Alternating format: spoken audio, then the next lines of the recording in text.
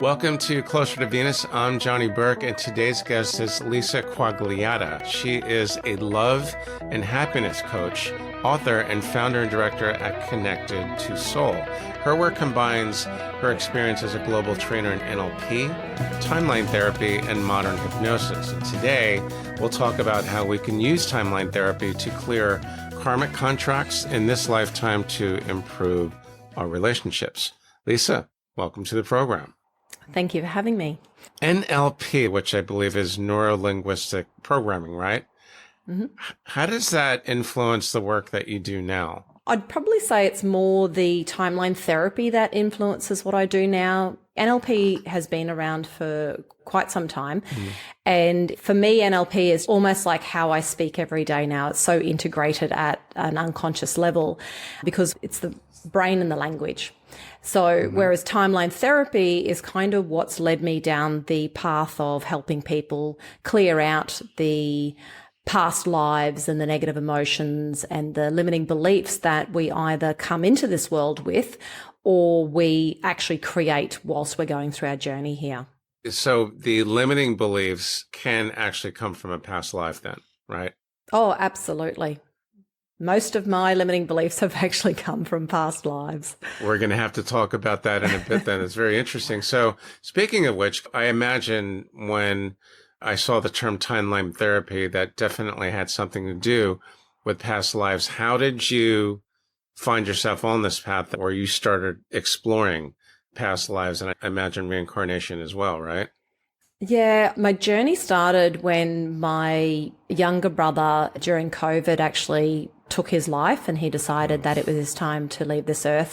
And because it was a suicide, I wanted answers and been on a spiritual journey since my older brother was killed in an accident back in 1992.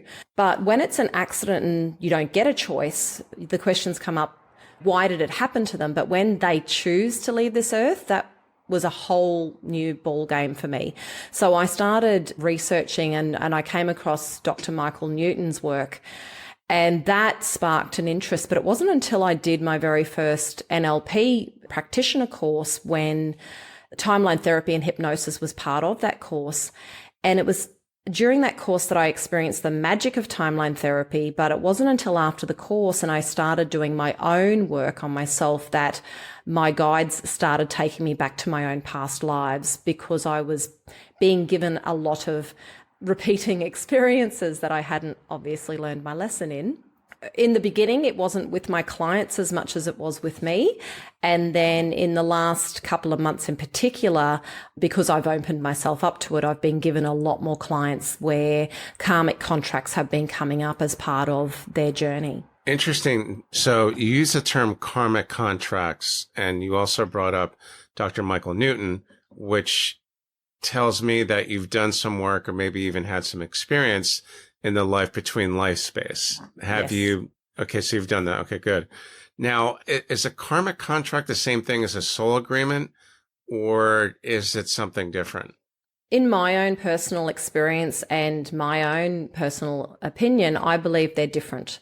We have different types of soul contracts, and that they can be for things that are enjoyable, exciting, fun, happiness, but we can also have soul contracts where we're here to learn and grow and evolve. Whereas a karmic contract is unresolved issues from the past that we keep recreating in the next life because we're giving another opportunity to clear it out.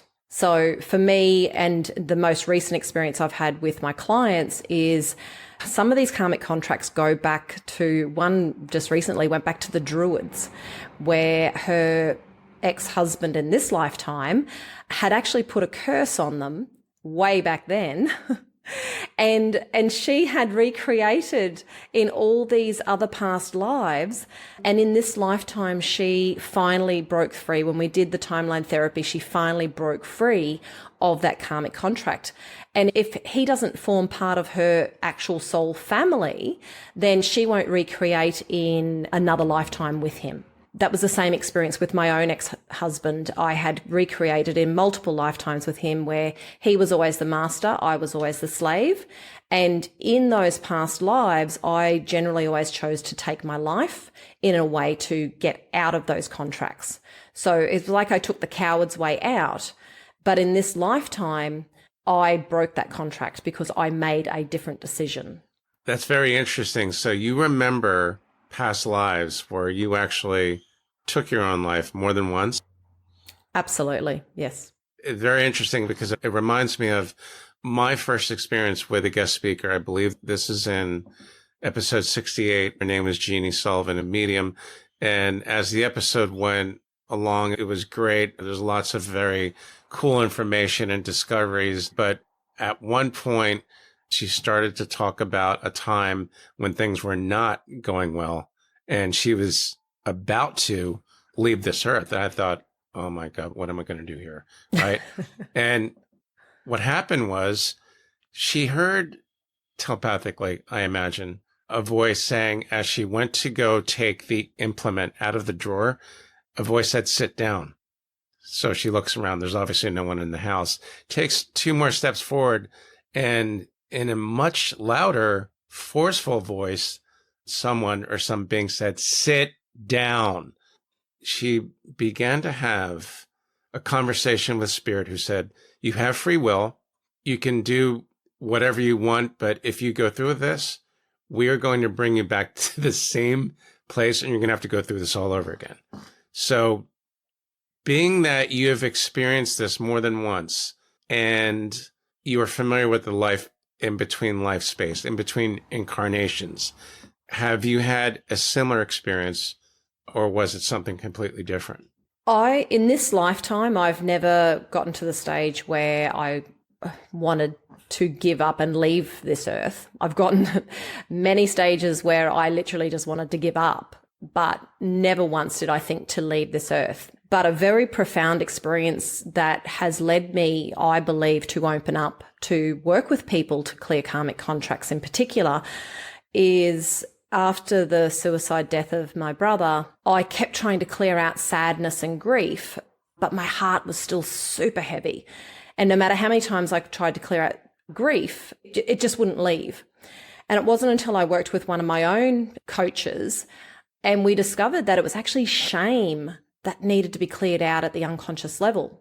And the lifetime that they took me back to, they took me back to a scene where I had chosen to take my life. And the message that was given to me was, in that lifetime, I chose death over life, but in this lifetime, I am here to teach people how to choose life over death.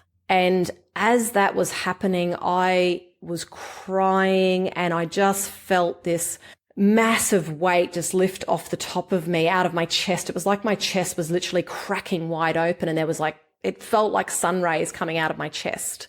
This was over Zoom, and my coach said, oh my God, you should have seen your face as that realization hit you, that you're in this lifetime to help people choose life over death. And in that moment, I knew that even though I felt so guilty and so shameful that I couldn't help my brother, it doesn't matter, because he's going to send me the people that need my help the most. And that's actually what he's been doing. And just last week, I had someone sit on my couch in their first session, and right at the very end of the session, he said, oh, and by the way, there's something I need to tell you. I actually tried to take my life last month. And that hadn't come out at all in the 2.5 hours we'd been sitting there. But he had felt comfortable enough that by the end of that first session, and he felt it was really important to let me know that. And I knew in that moment that he had been sent to me because I'm here to teach him how to choose life over death. And I think that's an amazing gift. Very cool. He had been sent to you. Who or what being or entity is sending these people to you? I personally believe it's my late brother that took his life, because I did have a very interesting dream. It was March last year. And in this dream, my brother actually came to me and he handed me his energetic gift, because in this lifetime, he was meant to be a healer in his lifetime this time round. But my father was determined to build a legacy that my brothers were going to take over. And when my older brother was killed in an accident at age 21, he transferred that expectation to my younger brother. So I call it a dream, but I know it was definitely an experience on the astral plane. He handed me his gift, and he now channels through me when I'm doing healing. And it was interesting because I kind of had a bit of help to interpret that. I had to go to a psychic friend of mine to interpret what this all meant. And she said, "What did you call your business?" And I said, "Connected to soul." And she goes, "Do you get it now?" And I'm like, "Not really." And when I went back and looked at the date that I had actually come up with the name, well, actually the name was given to me, it was actually on my brother's birthday, and it was called Connected to Soul. So I'm a big believer that I'm led to where I need to be at each stage. And even when I was a financial advisor and a money coach, not even doing anything spiritual, I still had a belief that when clients need me the most, they will be led to my door. And it always happens.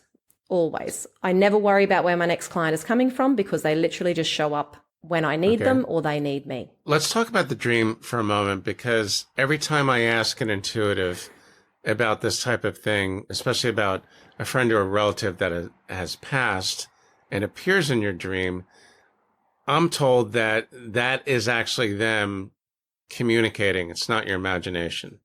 What are your thoughts? I believe that 100%. 100%. You know, when you meet someone and you just feel like you just know that person, it's like you start talking and you can't get over how much you have in common, how similarly you think. That's because you have a past connection to that person and your souls actually recognize one another. And it's the same in these dreams. Your souls are actually recognizing it. And interestingly, in this particular dream, it was an ex-boss of mine called Andrew, which was my late brother's name, that was sitting at the table handing me this gift. I'm like, why is my ex-boss showing up in my dream? So they don't always show up in the form that we knew them here in this lifetime. But what they're doing is they're giving you enough, I guess, guidance for you to be able to work it out. In timeline therapy, I've actually had clients and myself where we've gone back into our past lives, and that person may look different from what they are now in this lifetime, but you recognize their soul on an energetic level, and you just know 100%, there is zero doubt who that person is. Okay. All right. And I've also been told that in dreams, when we see our relatives and friends who have passed, they tend to look like they're in their prime. Even if someone died when they were in their 70s or 80s, they tend to show up when they're like 30 years old. Has your experience been anything like that, or? Not my own personal experience, but I do know I've had clients that has happened to. My older brother, Chris, that was killed in an accident, I do remember him once. It was actually my very first experience at talking to the dead, where I'd had a dream and he was sitting in a basketball stadium, and I was like, you know, "Chris, what are you doing here?" And he's like, "Oh, I've just finished work." And I'm like, "Work? You don't work, you're dead." And he said, "Oh no, they work us even harder up here."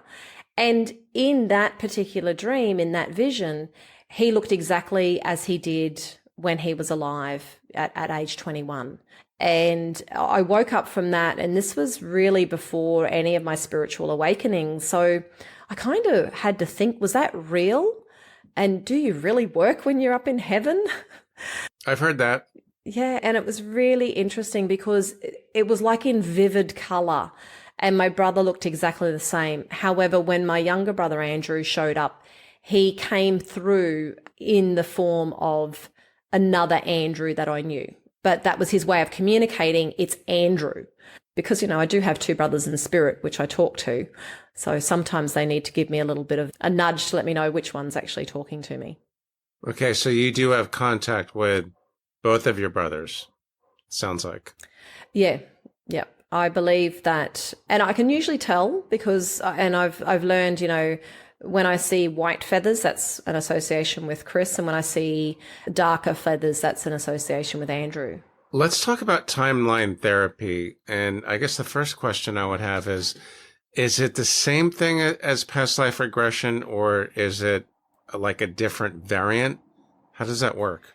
Yeah, so in timeline therapy, we actually do have a special technique where we can do past life regression. However, the easiest way to explain the difference is timeline therapy is used as more of a therapeutic technique that helps individuals access the root cause of where negative emotions from the past or, limiting beliefs may have been formed that cause self-sabotaging behaviors in this lifetime or hold them back. And I like to explain to my clients, it's like going in and removing the electrical charge from that emotion, or that, we remove the limiting belief, or in negative emotions, we remove the electrical charge. It doesn't mean you're not going to experience that emotion ever again. It just means we're not experiencing that emotion with 10 suitcases full of that old emotion that make it amplified. It's almost like we go back to a bit of a baseline. So you can experience the emotion, but you can quickly move through it and then get back to your baseline. Whereas past life regression, what we're doing there in my own studies is we're actually tapping into access and connect to people in the past who we either had a connection with in this lifetime, but it doesn't need to be a personal connection. It could be simply as, like I love Wayne Dyer. My healing journey started with Wayne Dyer. So if I wanted to tap into Wayne Dyer, because I've read his books and I've listened to his YouTube, I have a connection with him, even though it's not a direct personal connection. And what we're doing there is we're actually tapping into gain resources and knowledge from that person. My dad was a huge innovator and he was a very successful businessman. So I can actually tap in through timeline therapy and go back and tap into Dad and ask him, what do I need to learn from him to apply in this lifetime? So we can go back in and find the wisdom from people that we admire and have come into contact with. Which means you can or cannot do that in past life regression, where you can go back and literally ask someone a question. Yeah. So past life regression in the timeline therapy that I was trained in under Dr. Tad James, we use past life regression to go back and tap into wisdom of people who have passed on. Whereas timeline therapy itself is more about tapping in and going back and removing the root cause of negative emotions and limiting beliefs that hold us back in this lifetime.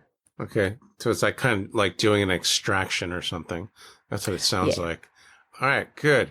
So in either one of those modalities, do you often go into that life between life space, that territory with your clients, or not so much?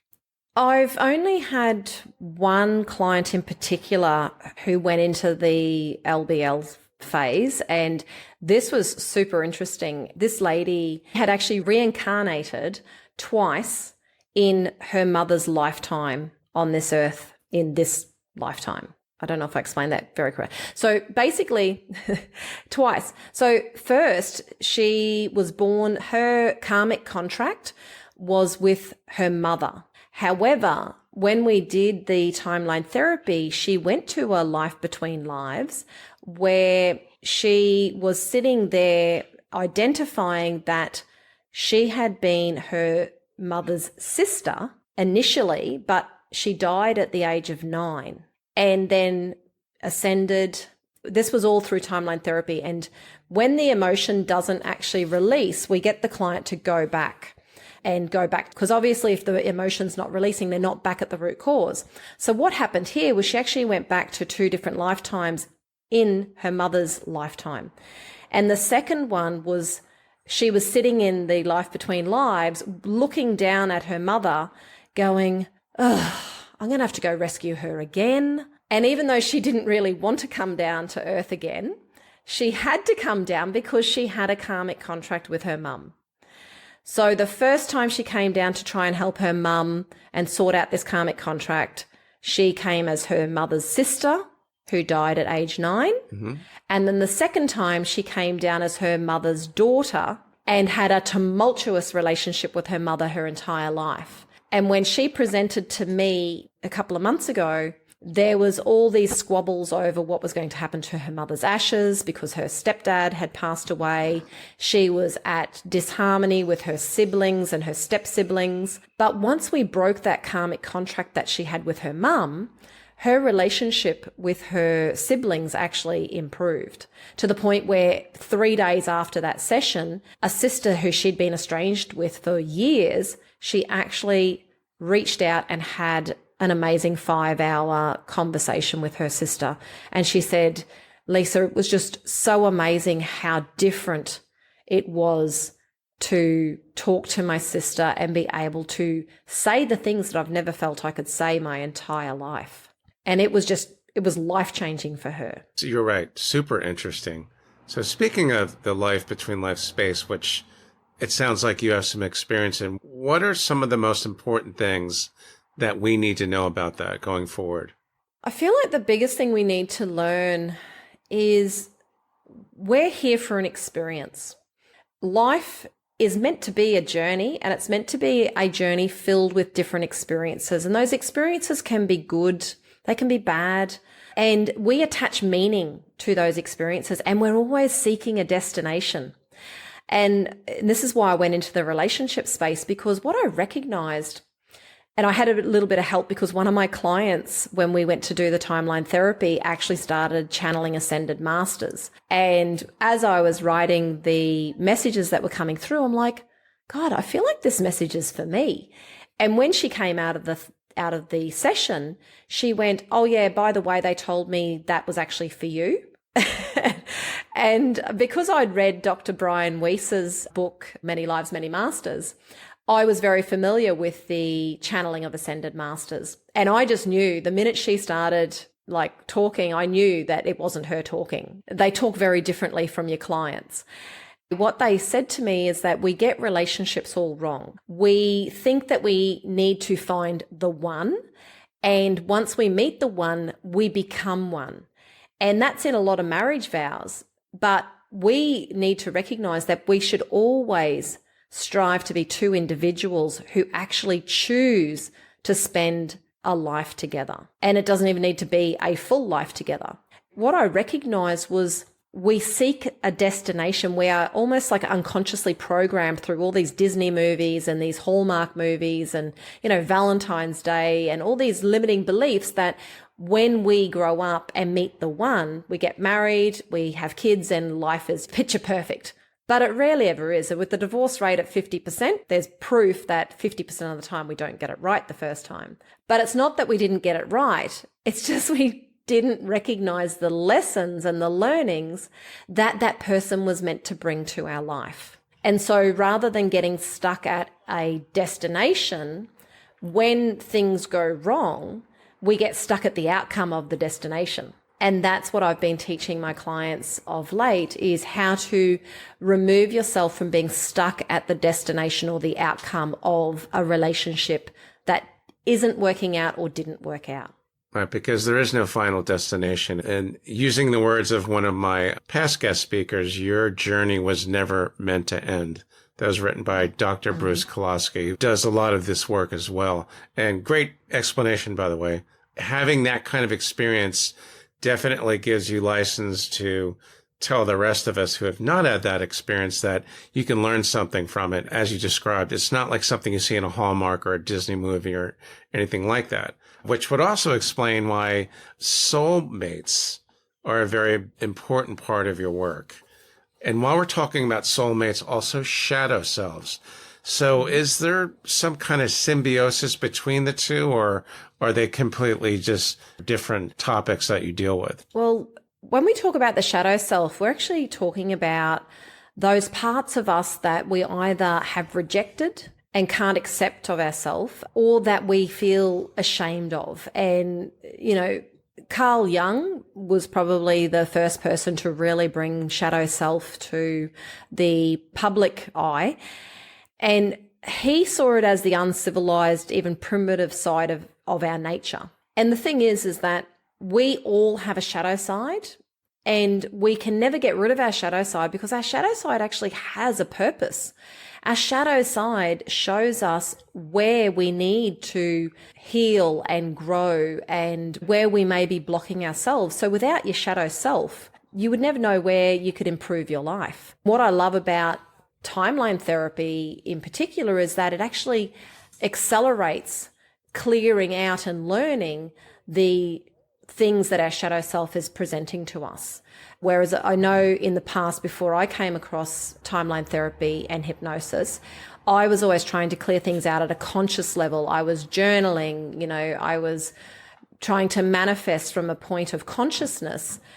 But when I tapped into the unconscious, that's where all learning behaviors stem from. And that's where we do our deepest healing. With shadow selves, our soulmates are showing up. They're showing up to show us where we need to actually work on ourselves. So whenever someone shows up and things go from amazing to, oh my God, crap, as I like to call it, when things start to go wrong, we externally want to blame the other person. But really what we should be doing is putting a mirror to ourselves, because that person has been brought into your life for a reason. And when we turn that mirror back on ourselves, that's when we can actually start healing that shadow part of ourselves. Because often what we don't like in others is at an unconscious level or even a subconscious level, what we don't like about ourselves or what we're denying ourselves.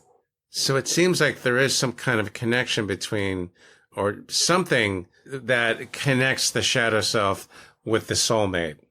Oh, definitely. And there's different types of soulmates. We have our romantic soulmates, past life soulmates. We have karmic, twin flames, companion soulmates, soul families. Our soulmate doesn't need to be a romantic interest. I have a 78-year-old mentor that I walk with 3 days a week, and I know he is a soulmate. He was brought into my life 6 weeks before my dad passed away, and ironically went to school with my dad. But I've recognized that I'm the daughter he never had because he couldn't have children. And the relationship I have with him is the relationship I could never have with my biological dad, because my biological dad was very emotionally closed off. I couldn't talk to him. I just found it so difficult. Whereas with Alan, I prioritize time with him because I love the relationship that I have with him. And we are literally like an energetic father and daughter. So we've covered soulmates and shadow selves.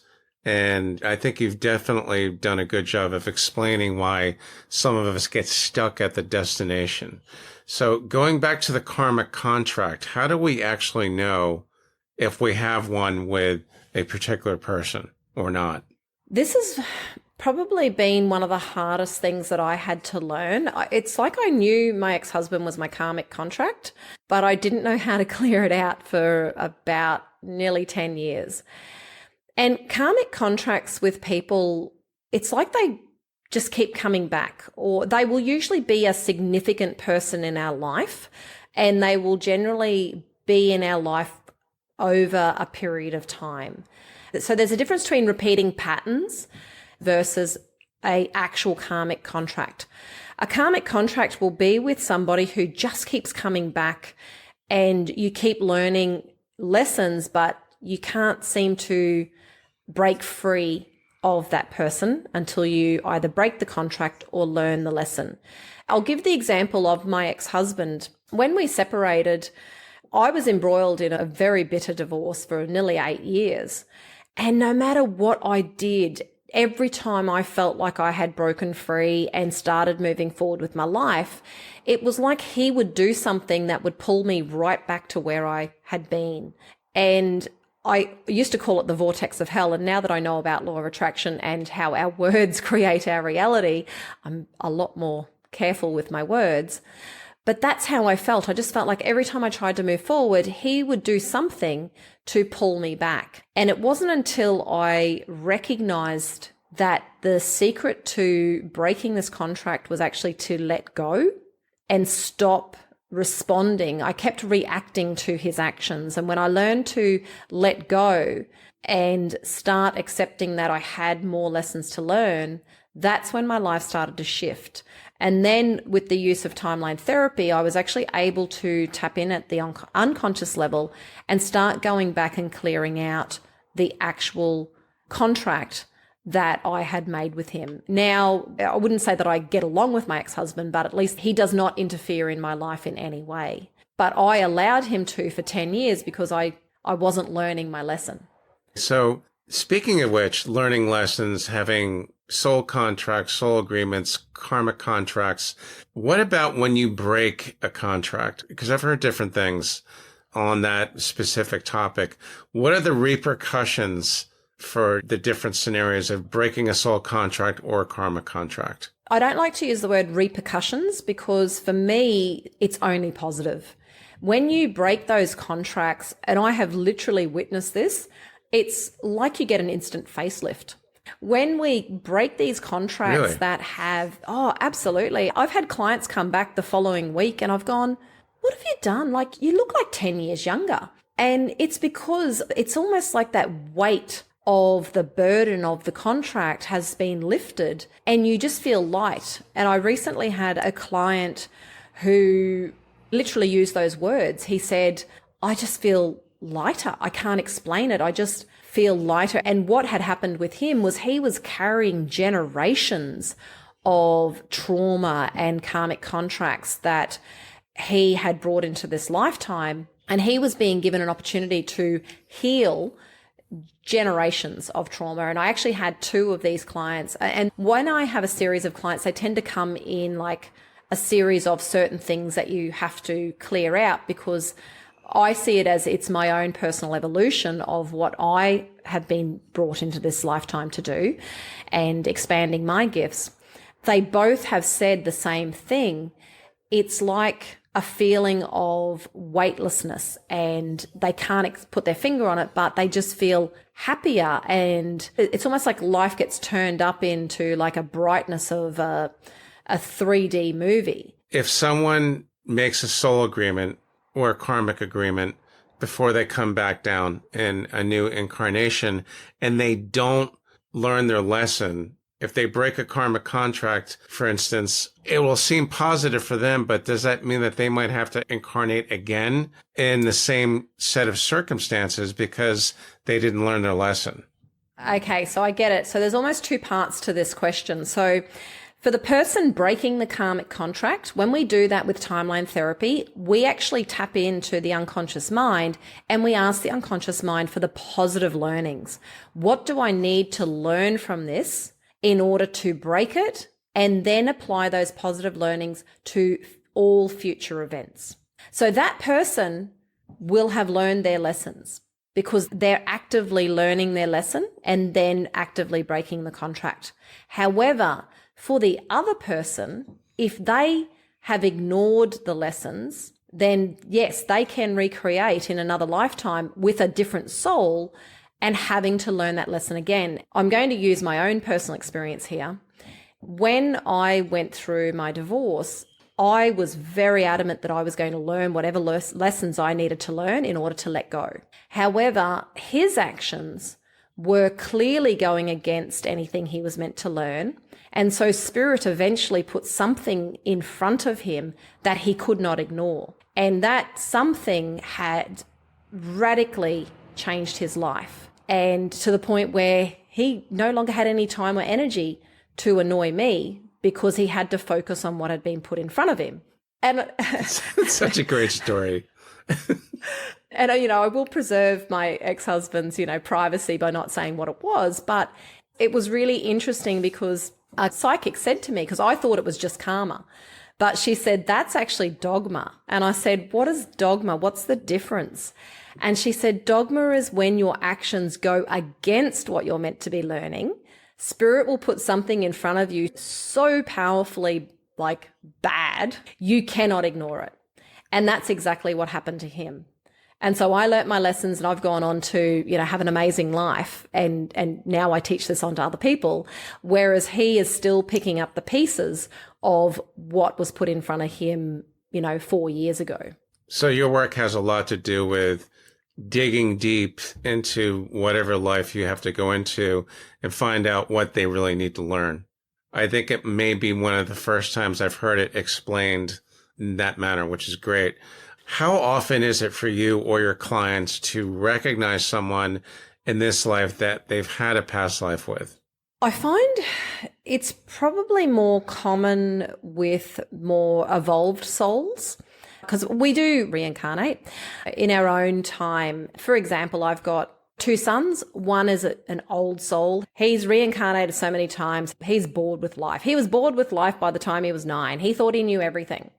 Whereas my other child, he is like a fresh young puppy. He's all about, learning things the hard way. He will do stupid, dumb shit at school and get suspended.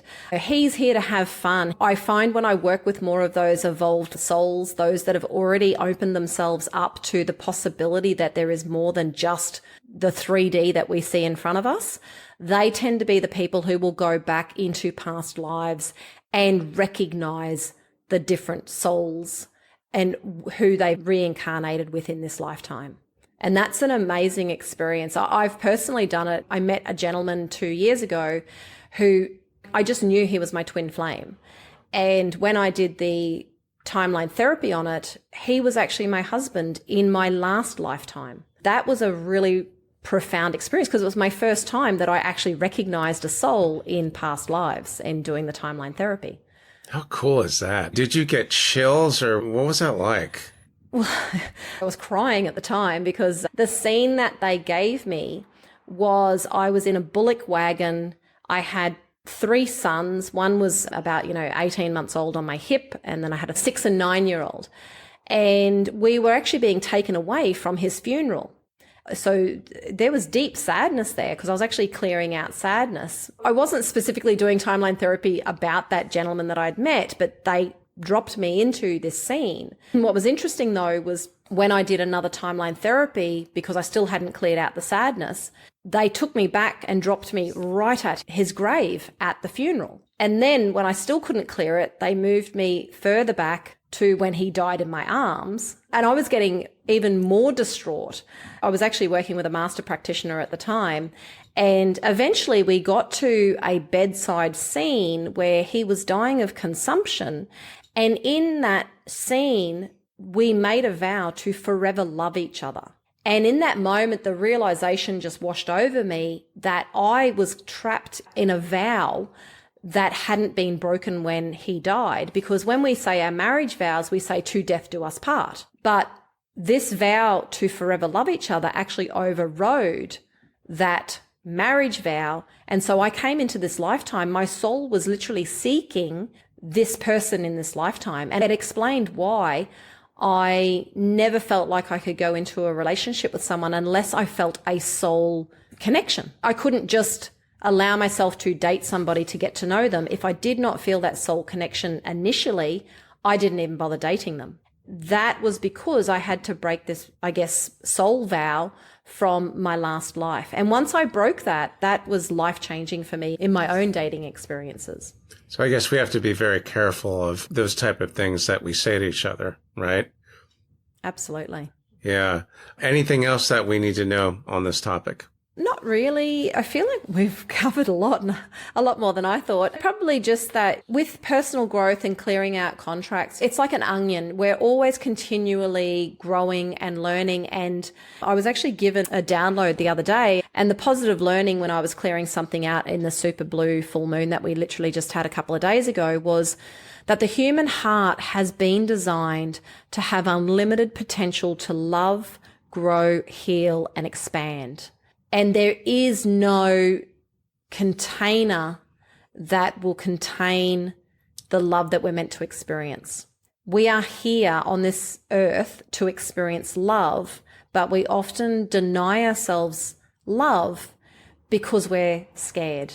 And that's what I love so much about what I do is I help people remove that fear so then they know that it's actually safe to be vulnerable.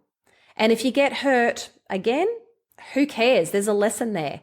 There's a saying, it's better to have loved and lost than never to have loved at all. But sadly, what happens is we get hurt, we get scared, and we go, well, I'm going to protect myself from ever feeling hurt again. But what we're doing there is we're not learning our lessons because we learn through our experiences. The lessons are the most important thing. Excellent stuff. Leisa, thanks for coming on to the show tonight. How can our listeners find you online?